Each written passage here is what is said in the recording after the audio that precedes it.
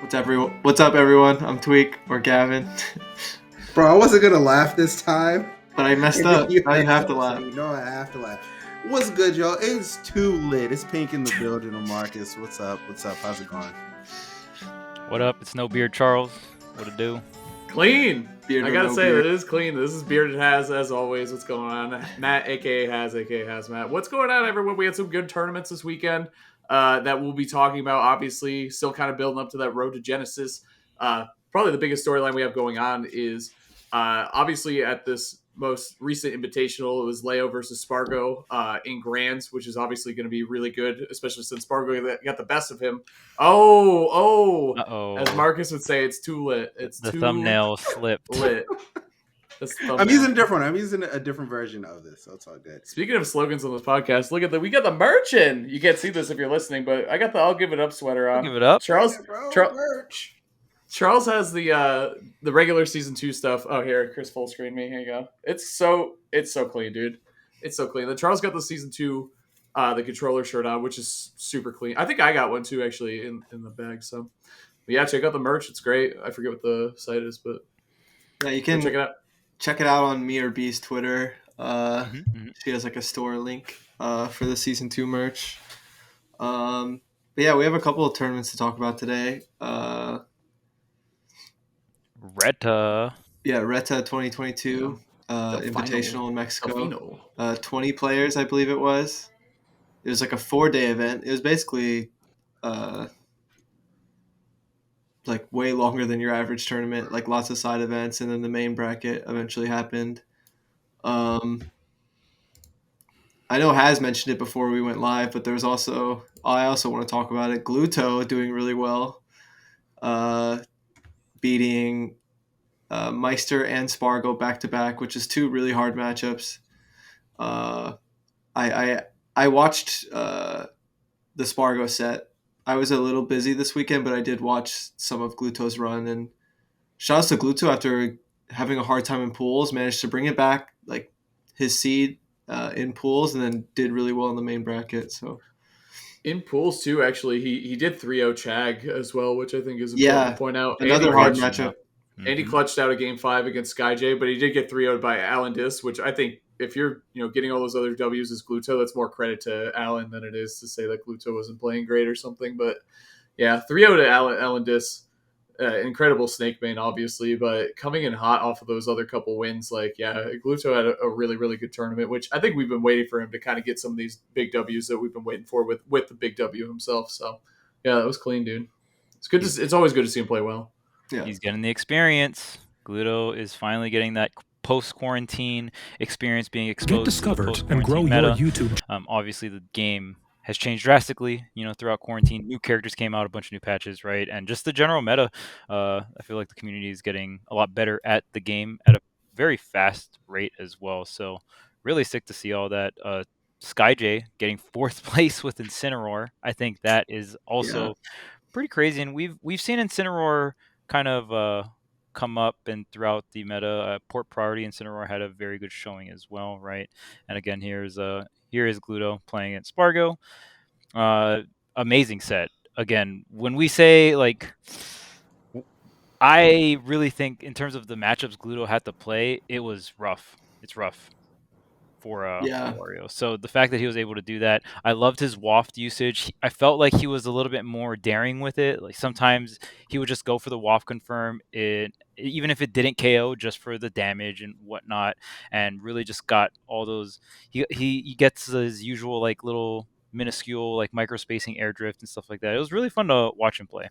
He got that like reverse fair into like waft. Did you guys see that stuff? It was like reverse fair up tilt waft. He had some pretty crazy conversions this tournament. So always cool to see Gluto thriving. He also was using it raw like he was at Summit.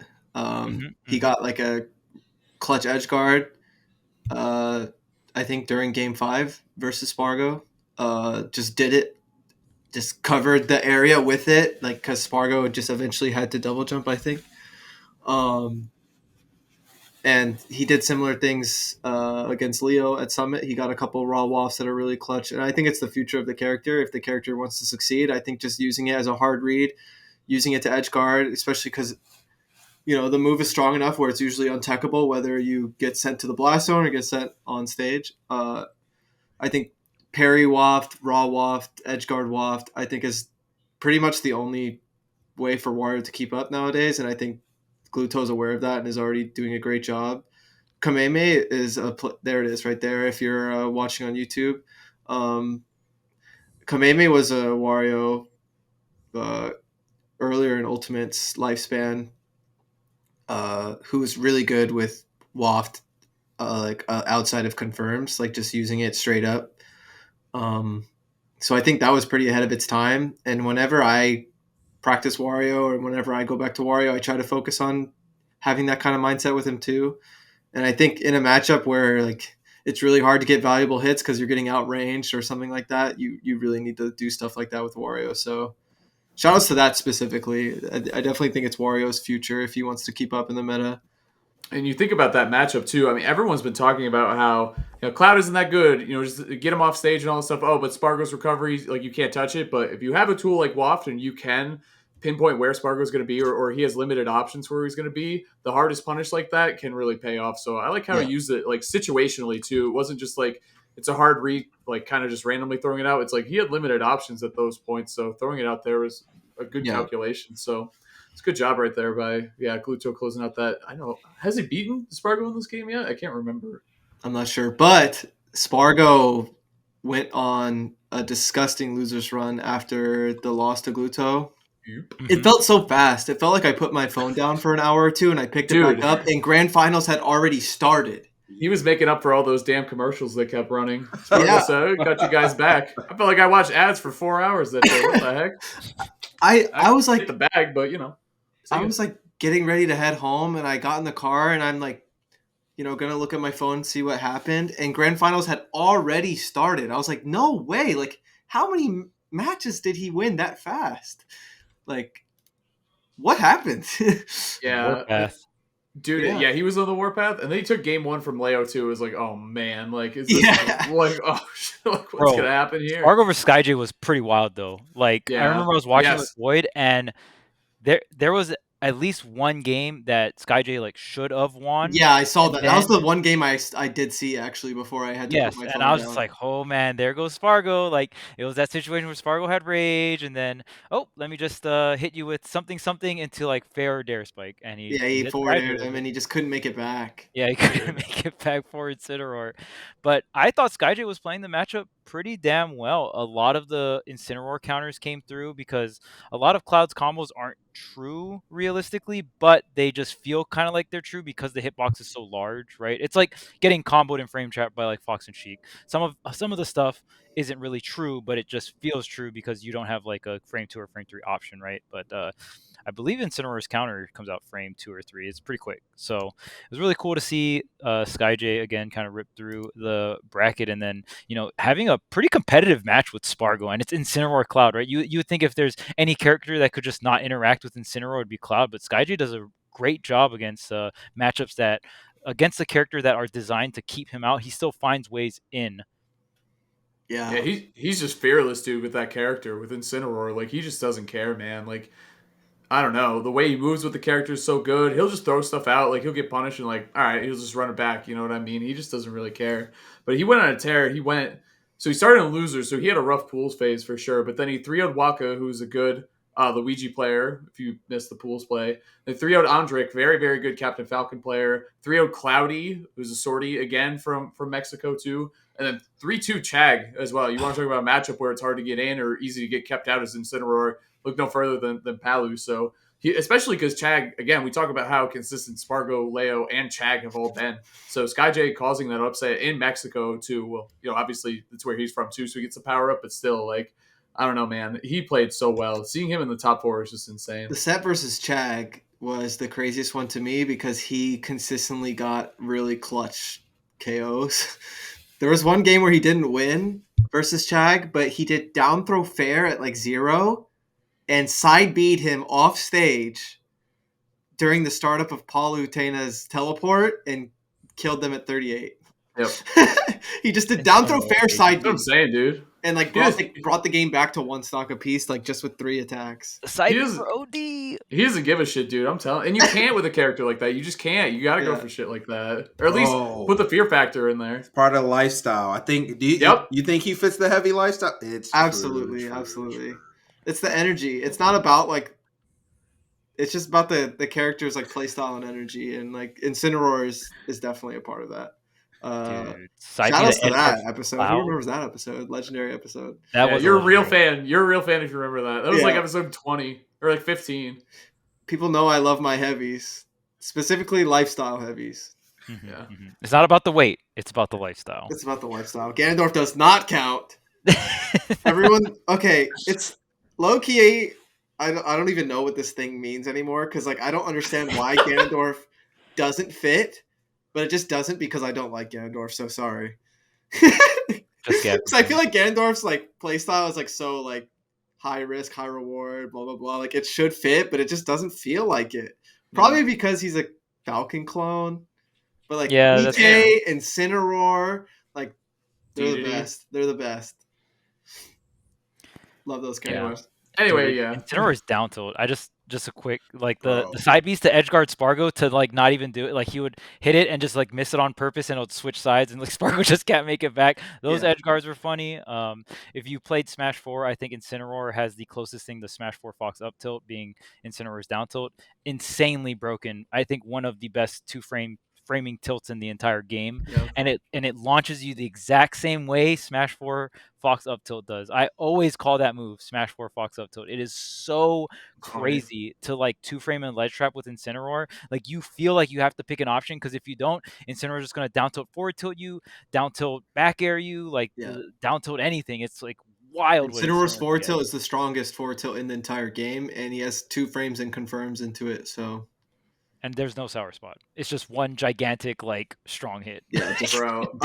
He uses that when he's ledge trapping a lot. Like, he'll try to read your roll or neutral get up, and he'll just throw it out there. Yeah. And then if it doesn't matter if it doesn't connect, he still has good positioning. Like, it's great. Dude, he's awesome. Like that character is sick.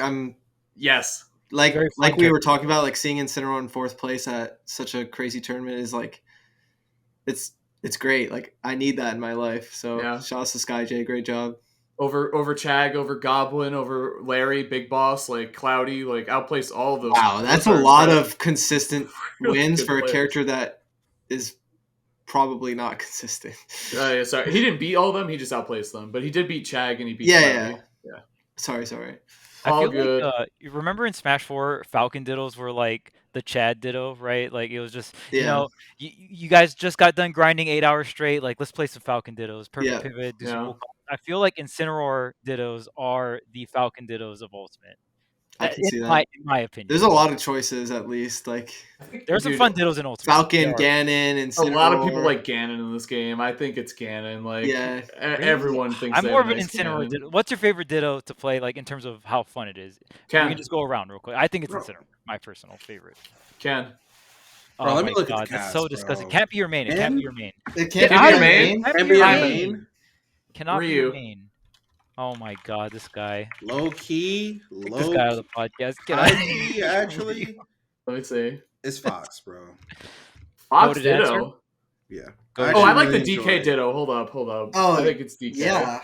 Does that not count for my answer? No, it can't count for your answer. No, I feel like it can count. It can count. Oh my god. That's a cop-out for Gavin. DK, K-Rool, or Incineroar? Dude, I was going to say K-Rool as well. K-Rool Dittos are fucking hype. K-Rool Dittos are hilarious, dude. One of those. Okay, I remember doing K-Rool Dittos with Kirby Kid a long time ago, before Kirby Kid started like destroying everyone. Is that why he stayed K-Rool? Because he dittoed your K-Rool? Wait, who won? You can tell us the truth, man. Who won? He say less, dude. Yeah, he raised his hand. Gavin, the best. You have a game win on Gauntlet tournament with K-Rool. And all the buffs. It's a That's weird a Kirby ditto. Kid. K-Rool is so sick. Yeah, Kirby Kid rules. I was thinking Piranha Plant Dittos? Piranha Plant? Like, are you serious? What? I don't know. That's just weird. Banjo. Bro, I also really like Hero Dittos. I'm not gonna lie. Hero. It's good answer. Fun. It's very good answer. The menu is just too random, bro. It's just Steve Dittos. No. Hold up. No. Reel it back. Reel it back. No. It's hilarious to spectate Steve Dittos because it just looks so foreign. But yeah, playing. So Gluto did get the or Spargo got the run back on Gluto. You know what's crazy? I didn't see it. Break it down for me. So I want to touch on winners finals first. Obviously, one of the craziest things is Leo went Corrin, right? For the last 3 sets of the tournament. Dude, so I saw this set. Winners semis, winners finals, grand finals, right? And obviously Pink's going to have a lot to say about that. But, Leo has said he's been working on the Corrin. We've been seeing him going Corrin at locals, the G4 Invitational, right? He has a video on YouTube that says, like, he thinks Corrin is broken and wants to marry her. That's, like, on the title, right? Like, a month ago. It's like, up air is broken. And it's like, you just definitely saw Leo be up airing, right? So I think it's, for people that are, like, all surprised now, I think it's just funny. But I just want to say that I feel like a lot of players are, at least that tournament, they got around Spargo's corner pressure really well in general. Mm-hmm. And then even in winners finals, dude, Gluto was saucing Leo game 1, like destroying him to the point where I was like, oh snap, is the pilot coming out? I think Last was on comms too and said that Leo does not think Byleth beats Wario. Like, Leo doesn't like Byleth Wario as a matchup. He prefers Corrin and thinks Corrin does better against Wario, like just character matchup wise. Agree. And in game 1, Gluto was just destroying Leo, and then Leo lived to like 180 or something ridiculous like that. Like, Gluto just could not kill Leo. And then Leo was his max rage sortie. Was it a reverse 3-stock? I don't know if it was reverse 3-stock, but I know Leo was at 180 at the end of game 1, and Gluto just couldn't kill him. And then it's like weird because sword characters, when they get to the late part of the game, it's just so scary because it's like, okay, this guy's spacing me out with his max rage back here that's going to kill me at 100 in the corner. Like, this really sucks.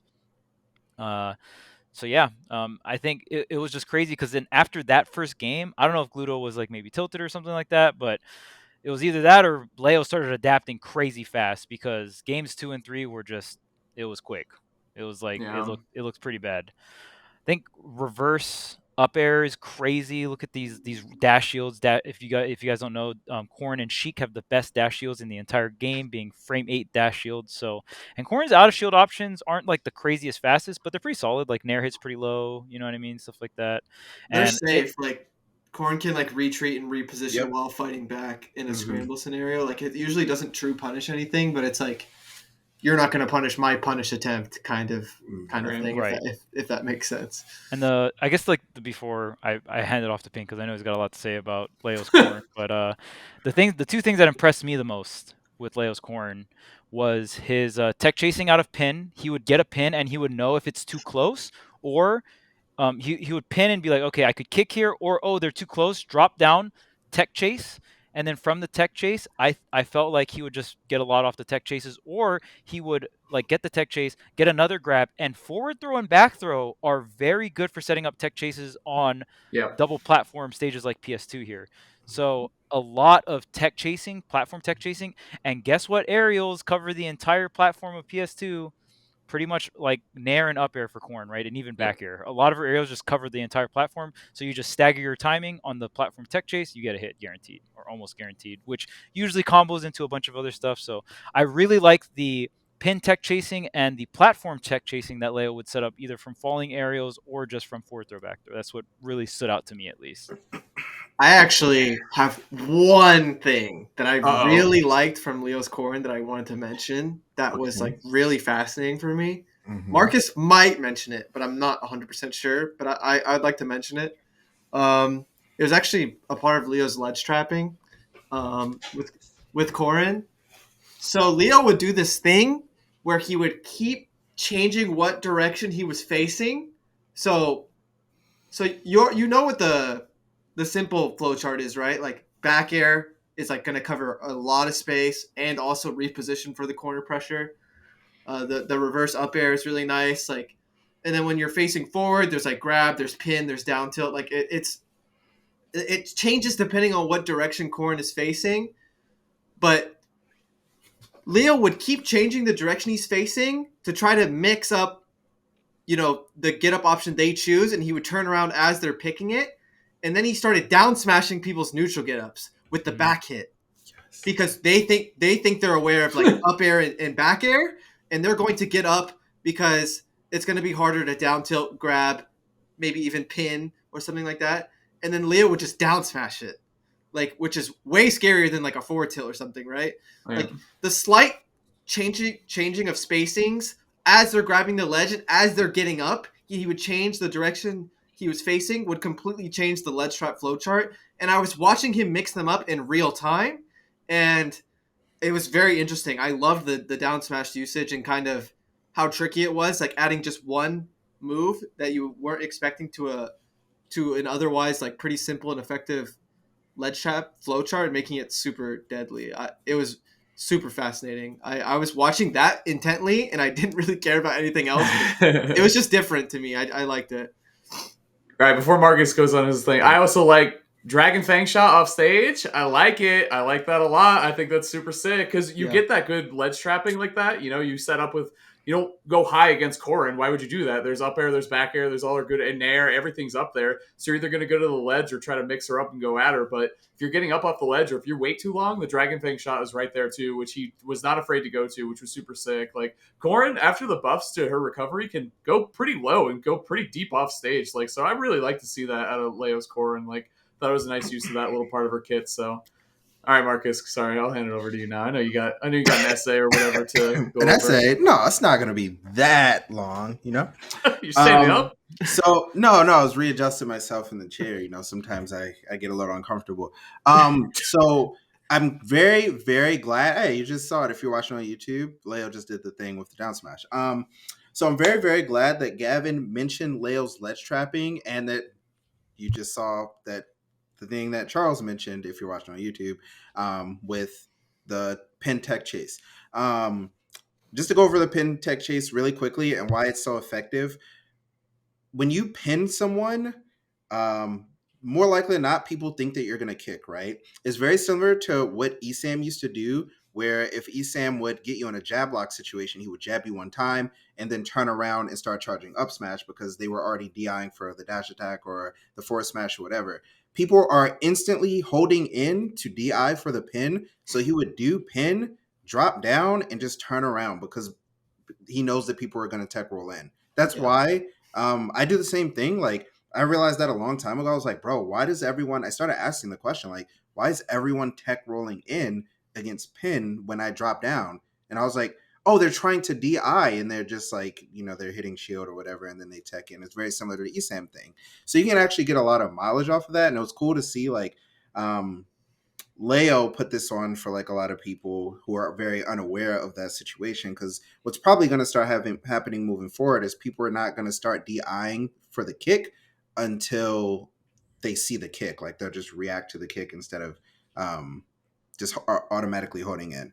But Leo's ledge trapping with Corrin is some of the strangest stuff I've ever seen. Yeah. Because a lot of times, like when you're playing as Corrin, you have these ideas in your head, like, oh, if they hold the ledge a little bit too long, if I'm at roll distance, I can pin, right? Or I can like stand close, retreat, turn around, pin because they held the ledge too long. There's a lot of different ways. Leo started a lot of his ledge trapping by just doing a short hop forward air. Like for some reason, he would just do like a simple short hop forward air. And people would be like, bro, I don't know what's about to happen after that, because he could do another forward air in place. He could decide, like Gavin was saying, to turn around and go for an up air or back air. He could decide to turn around, do a down smash. He could decide to stand there, charge Dragon Fang shot. There are like so many different ways. Do a down tilt, hold shield, forward tilt if they're at kill percent to get the kill, or just pin. Like, so there's like a lot of different ways that he would condition them just by doing a forward air first, and then they'll just be like, well, I don't know what's coming next. But what I wanted to touch on about Leo's Corrin is he's not even optimized yet. That's the crazy thing. Like some of these confirms that he's going for, they're not even like optimal confirms as far as like damage goes or like kill power. Like I would see him land like some forward airs near the ledge, and I'm like, dang, if you did like that forward air, if he did Dragon Fang shot, they would have died. But he went for back air instead. Like there's like some things where like he's not even optimized yet, and it already looks this strong. And the reason that it is is because I think people are starting to realize when Corrin hits you, you pretty much have to use a resource. Like the moment Corrin hits you with a forward air, and then forward air, up air, forward air, whatever, like if she double jumps after you, you have to either air dodge, jump, or press an attack. But if you don't have a fast enough attack, you don't even think about pressing an attack. So you instantly double jump or air dodge. And if they're positioned well enough, which Leo is pretty much always positioned correctly after you hit someone, then you would have to try to figure out how to land against Corrin's gigantic up air and back air. Or if he decided to play it like horizontally more than vertically, like if a character like fell pretty fast, like Cloud with Limit or something, he would jump, force the jump out of you, and then as you're landing, he would just shark under you with no intention of doing up air or anything. He would just pin your landing. And it's like, where do I go, right? Like when you're playing against Corrin and up air is frame trapping in a back air, when up air is frame trapping into Nair, which is another combo starter, when you're getting frame trapped into pin, it's putting you off stage, and then you have to deal with ledge trapping. It's like, bro, I am getting extremely frustrated because sometimes Corrin's hitting me one time and I feel like I'm just stuck in an awful position. Yeah, we've talked about this on the podcast specifically where she's like, she feels really similar to Smash 4 with her advantage state in terms of how it's like some of the strongest frame traps. And this is regardless of any changes they made. This is a day one, like she just functions like that because of how Ultimate's mechanics really favor her advantage state because you have one air dodge and stuff like that. And, you genuinely get frame trapped. There's not many characters that genuinely frame trap you and like put you back into the same situation and rinse and repeat like that in this game, especially like sword characters. Like Cloud was doing that like all day in Smash 4. Bayo was doing that all day in Smash 4. Cloud doesn't like frame trap you like that in this game. Or like Corrin's like advantage state is like Fox. Like it's like you actually like legit can't do anything but until you get hit far enough to where like you can take advantage of her mobility. Yeah. But when you're at that low percent, in that mid percent, and sometimes even higher, like you can't do anything. It's insane. Yeah. I think go ahead. Go ahead. Well, it's interesting because you're kind of bringing up two sides of the same coin where it's like, hey, these players could have done, X, Y, and Z against Corrin and made it a little bit easier in the matchup. But at the same time, Leo's not even optimized. So to me, it's really interesting to see where the character is going to end up in terms of like long-term for Leo. Who knows? Obviously, one result at one tournament only means so much, especially since it was Leo who's playing them. But I'm curious to see. I mean, if there is genuine, I think that's the thing with Ultimate is like there's a genuine niche case, especially for Leo. Like when he goes to a bracket, the players he has to worry about, he can count on like one hand. You know what I mean? So if this character helps him really beat one or two of those players, she's going to be sticking around. That's for sure. But it'll be interesting to see how the character is really pushed by him. And by the community, because you already know there's 1,000 of Corrins on Elite Smash already. You know what I mean? It's already happening. Like the meta is already starting to change. It's crazy how top players have the ability to ripple affect the meta like this. And we'll see what happens to Corrin going forward. But I'm really excited. But sorry, what were you going to say about her, Marcus? I know you weren't done yet. Oh, like there like really, really specific situations that you get into. Like Leo would land a landing forward air at 0%, and he would do like down tilt or forward tilt. And I couldn't figure out like why, because down tilt doesn't confirm anything off of landing forward air at 0.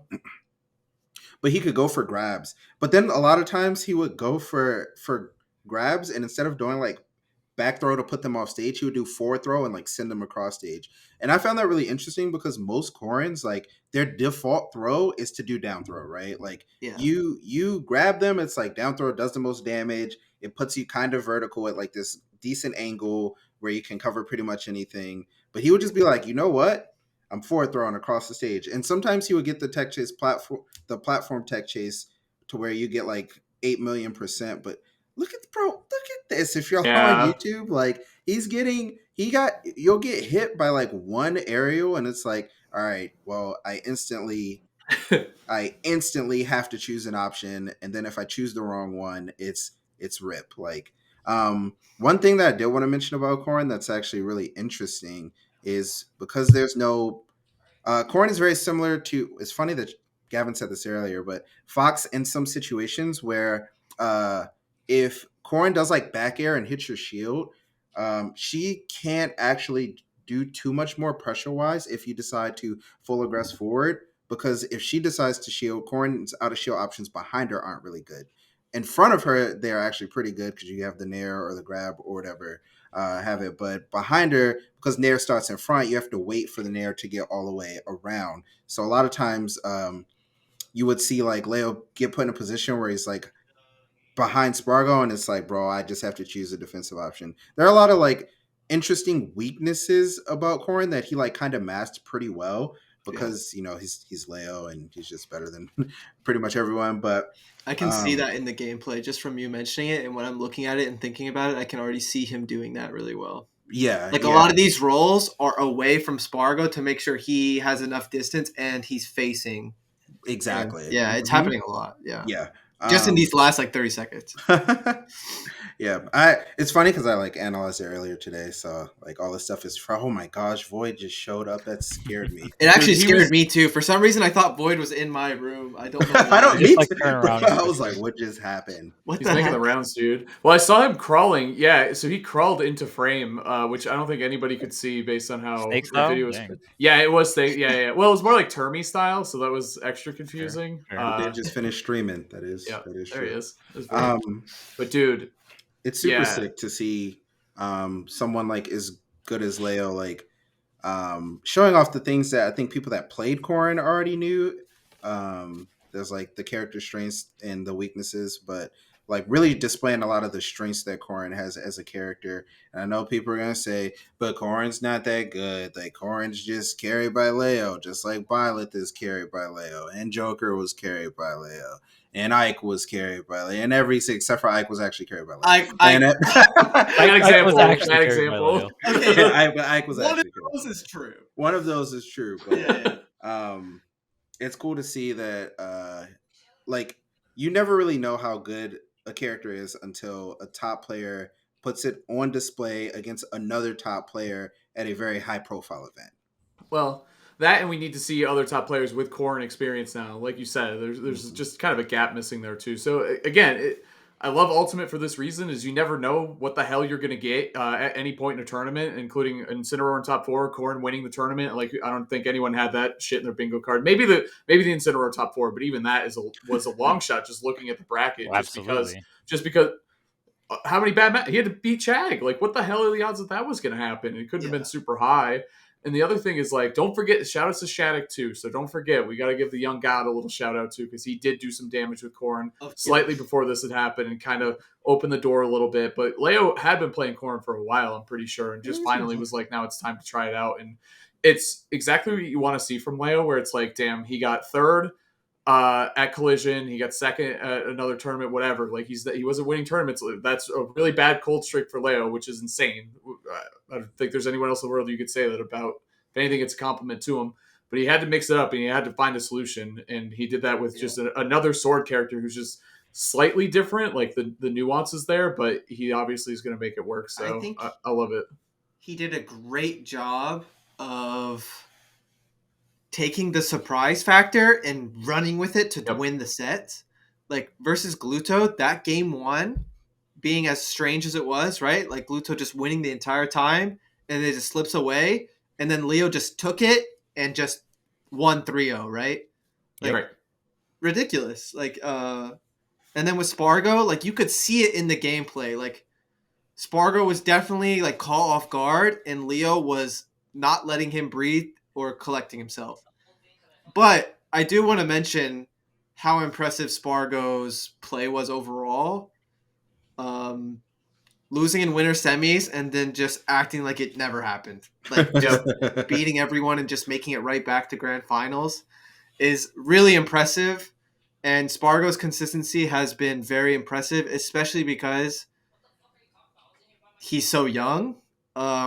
It's a trait that is very, very rare, in my opinion, to be for young players. This collected, this calculated, playing this well, this surgical, and like even when something goes wrong or something unexpected happens, like just rolling with it and just continuing to perform that well.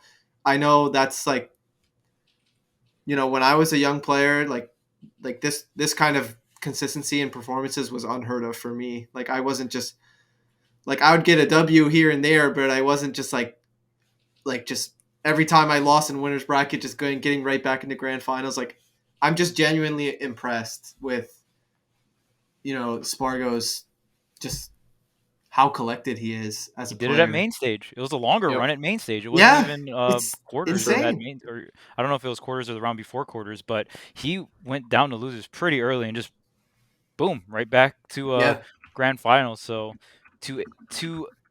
for a young player to play the exact same way they do in winners and losers bracket, as silly as this sounds, that is a very extremely rare trait, because a bracket is a roller coaster of emotions. Like Tweek said, it's you never know what's going to happen, right? So it's it can be rough, but nonetheless, still amazing stuff to Spargo. Great run, and I mean, shouts to the entire tournament. Honestly, Thank you. the production was absolutely wild. Like you saw the drone shots for the transitions, like the green screen. The green screen, the ad for Smash Factor. Yeah. I really want to go to that tournament and just check out the Mexico scene, and it just goes to show how crazy amounts of growth has happened in the Mexico scene. Right now, like you rewind the clock back to Smash 4, like the first half of Smash 4's lifespan. A tournament like this in Mexico would never get the viewership or the attention it has now. But it's so cool to see all the whole entire Mexican community really come together and band together to just put on one hell of a show, and it was really sick to watch, just like on the talent for the players and the talent of like this production and the stream. It was so sick. And even seeing tweets from all the Mexican players like, oh yeah, you can watch the tournament while like on the beach and stuff like that. Like, this tournament just looked so sick to be there. And even the whole fighting game theme, right, of just like the character select and continue, game over, stuff like that. It was really cool. I loved it. I love the art. I didn't know they had like the beat up portraits of people after they lost. I was not ready to see like Gluto with like a black eye, like when he lost to who's the snake? Alan Diss. After he lost to Alan Diss, there was like this picture, like this cartoon picture of him beat up. I was like, dude, I don't know how I'd feel about that. Probably not very good, honestly. Yeah, Charles, I don't know who the commentator coordinator is though, but I'll see you on the beach, Charles. We'll be seeing you down in Mexico. I'm saying, I like that tournament, and that's what's like super sick is like, when I was watching the tournament, I could just feel myself being like, dang, I really want to go to one of these. Like, and that's like really sick for the Mexican. I feel like that's what they want out of that. They want the viewers to be like, I want to experience like this. Like that's like the biggest compliment you could give a tournament. So, dude, it's like a lot of what I say to people, because I do like commentary coaching, and I think it applies to players and also TOs as well. But sometimes you'll just have the right person or the right people watching you, and you need to make the right impression. Like sometimes you just get that right opportunity, and I think they crushed it. Like with this event, 2,000%. They knew that they were going to have a lot of attention. They knew they were going to have Spargo versus Leo at some point, most likely, or Chag versus Spargo, whatever, Larry versus Spargo. Like so many good sets did and could have happened, and they just crushed it all throughout. Like just simply incredible work by that entire production team. Yeah. What was I going to say about this picture? Is amazing, by the way. Dude, how do you not want to go to this tournament? It's so amazing. The other thing I was going to say about Spargo in losers, not only did he go through, but he didn't drop a game in losers until he got back to Grand. So it was the whoop ass tour. You know what I mean? And it was against speed run. That's what I was saying. Like I was so confused when I like checked on the tournament. I think I checked like Discord with you guys, and I was like, where are we at? And they're like grand finals, and I'm like, wait, it's already started? Like grand finals game 2, and I'm like, game 2? I said LOL to you. I was like, yeah, dude, you missed everything. It's like you fell asleep for 40 minutes and the tournament was over. But it was a whoop-ass tour. And against a lot of players that, like, takes different approaches to fight against them. You know what I mean? Like, fighting against Skyjay is just, like, 1,000% different than fighting against Gluto. You know, and it's just so... Yeah. Again, the kid's poised, like, he plays like a veteran. It's very strange and impressive. So, always shout out to Spargo. He's so good. All Cloud again, too, so... I also want to shout out Leo again. Obviously, he won the tournament. A ton of praise with the Corrin and all that. But I want to shout out Leo because I feel like a lot of people are just so used to Leo just being on top. And this is the first time in a very long time that Leo hasn't been in grand finals for, 3 tournaments straight, right? And everyone, we had the episode with Leo, and remember, he didn't just appear and start at the top. You know what I mean? So I think for Leo, it was really cool to see him kind of falter a little bit and him being like hunkered down and be like, all right, I'm grinding, figuring out the counterplay and stuff like that. Yeah. And it's like this weird balance of like maybe not everyone's used to the Corrin yet, but Leo's not even really super optimized with the Corrin either, right? So there's room for both sides to grow. But I will say there was incredible counterplay coming into the Cloud. We saw SDIing out of up B, not even at like tipper range even. I was very impressed at some of the ranges Leo was able to SDI out of up B and then fall on top of Cloud, not only not taking all the damage from up B, but falling on the Cloud with a falling fair or a nair with Corrin, and that's big damage, big money, right? Huge damage, big advantage state afterwards, reversing those situations.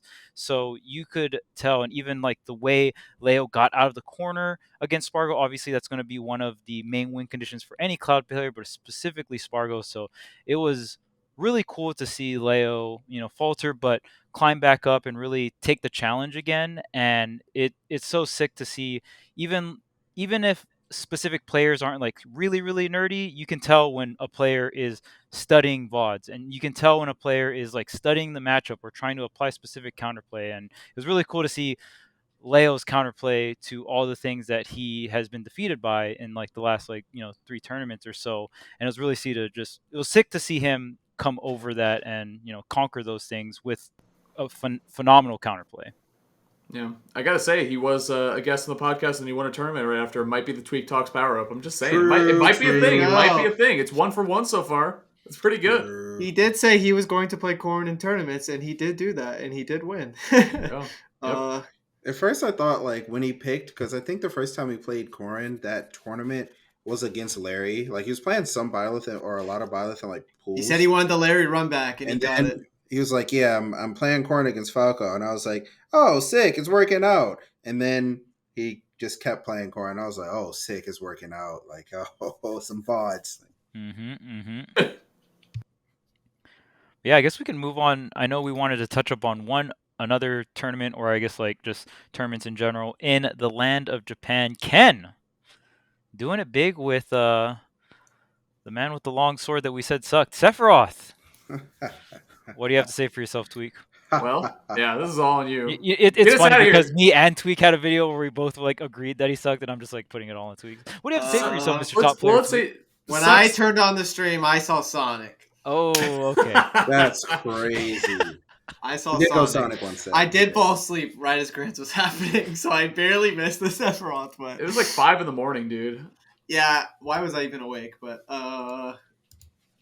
yeah, it's an interesting combination, and it's interesting how dedicated he was to Sephiroth, apparently, from what I heard. But Ken is just such a dominant force in Japan. There's just certain brackets where he just isn't touchable. It's kind of impressive how dominant he's been in Japan for so long. Regardless of character pick, whether it's Sonic or Ken at that specific tournament, like just good stuff to Ken. Congrats for winning. I did watch. I was watching both tournaments, kind of. I was actually watching like local tournaments in that tournament, I think, at the same time. There was like 2 streams, I think, for it as well. I was watching Neotono play. I was watching just there's a Samus player that was doing really well. Shuton was playing really well. Dio with Snake was in like winners finals and was a really, really nice Snake to watch. Like very calculated, very calm. Like did a bunch of really nice, like cool tech. It was just a fun tournament to watch. But yeah, Sephiroth still sucks, by the way. This does not change anything at all. Can I ask what the difference is? When Corrin wins a tournament, it's like, see, we told you. But then when Sephiroth wins a tournament, nothing changes. So, but I said these things before either of these tournaments happened. Sora won a tournament. Told you. True. Sora won 2 tournaments. Yeah. A weekly in Jersey, too. But we know. Weekly in Jersey. True. Thanks, Gavin. Really appreciate that. Yeah, cringe, Gavin. Jesus. But it was super cool. Like, I only watched like some of the VOD. I didn't get to see all of it live, but it was cool to see Ken playing a new character or new to us playing it in tournament. Normally, it's been solo Sonic for as long as I can remember since Smash 4. And shout outs to Shuton's consistency. Yes. That man is gonna be in top 8 to grands of a tournament no matter what. Like if the tournament's like super stacked, like a Kagaribi or something, he might not make ninth grands, at worst. He's He's one of those players ninth at worst. Ninth at worst.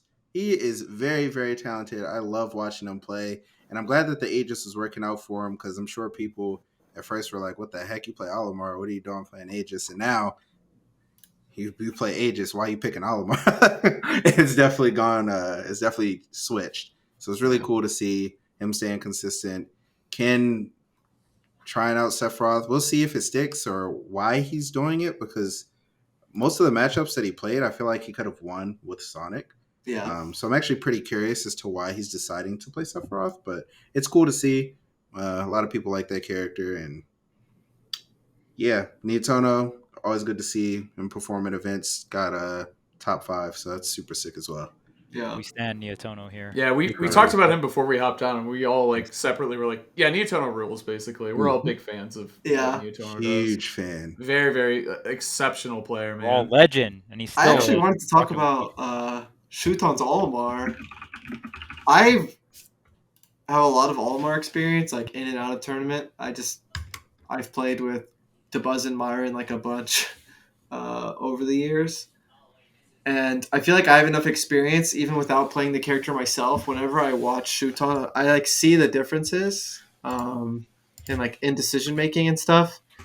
And the more experience I have versus Olimar, I think the more I can appreciate the stuff that's required to play the character when I'm watching, and like just some of the skill sets and some of the unique things Olimar brings to the table.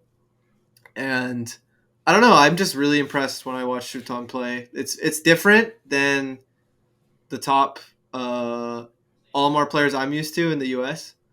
And I just had a fun time watching Shuton play the game. It was just really clean.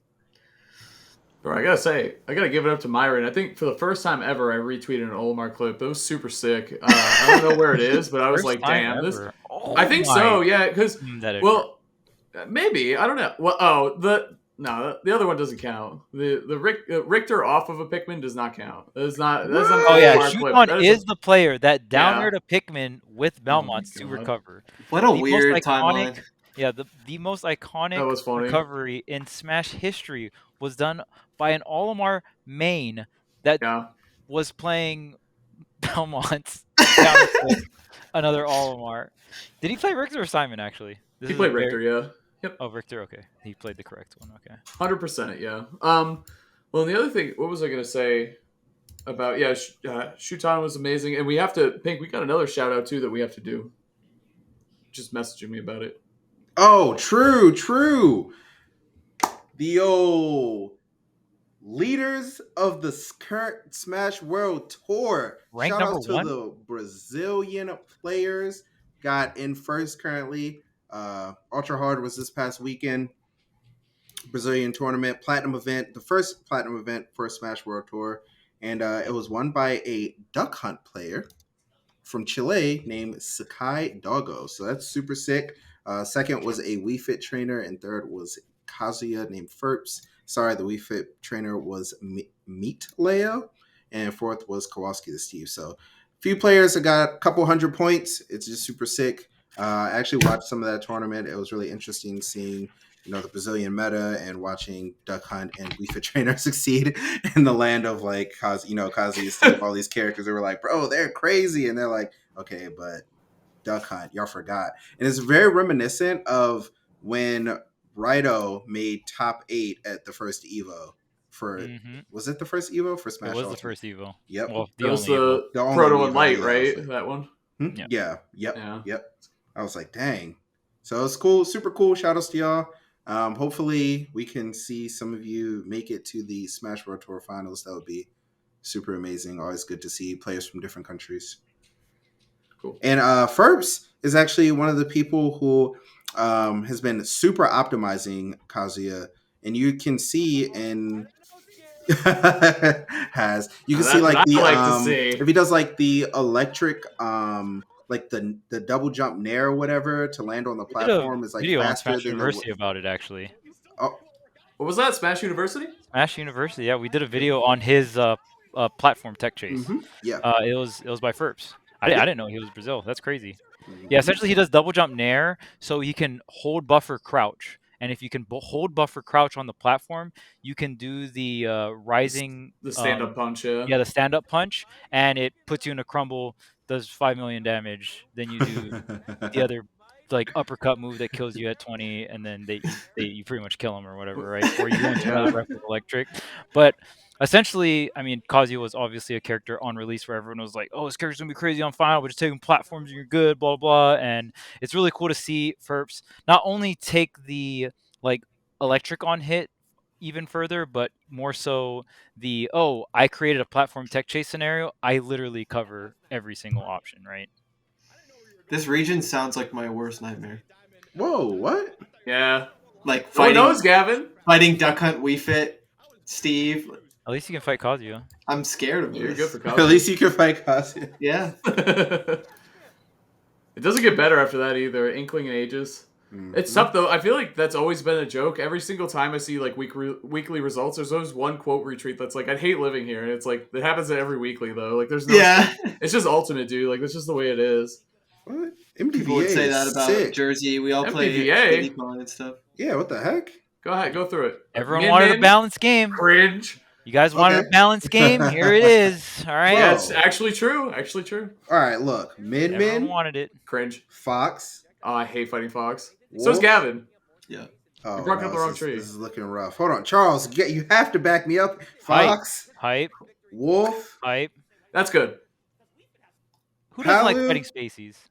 Meta. That was okay. This is Meta. Thank you. This is Fundies. Fundies prevail at MDVA. Rob.